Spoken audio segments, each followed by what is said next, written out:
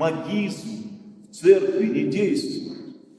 Надо обязательно помолиться. А мы думаем, что само собой все произойдет. И этого волшебного магизма в наших сердцах очень-очень много. Мы думаем, что причащение, оно может нас исцелить. Нет, не может.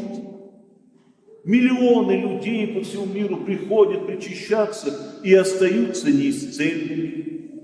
Святая вода, вот выпью и буду здоров. Нет, не будешь. Но вот пособоруюсь и буду здоров. Не будешь. Мы все думаем, ну само собой, ведь все же сделается.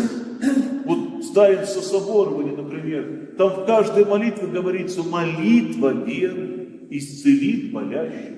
Молитва веры, молитва веры. А мы думаем, просто стоим, думаем, вспоминаем, считаем деньги, строим бизнес-планы, а нас помазывают, мы думаем, что все исцелит, все масло-то волшебное исцелит нас, а ничего не происходит. Потому что для того, чтобы действительно что-то произошло, нужна молитва. Молитва, не просто произнесенные автоматические слова, а молитва.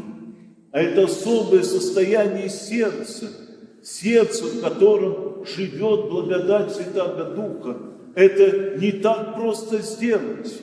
Это не упражнение, это не пилатес, это не в бассейне поплавать. Этому нужно научиться. Не каждый человек, который ходит в церковь, умеет просто так взять и помолиться.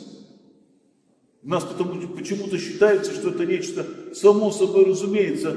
Протараторил молитву, и сейчас на меня обрушится вся благодать Божья. Не обрушится. Потому что ты не молитв, ты просто наизусть, или не наизусть, а по бумажке произнес слова.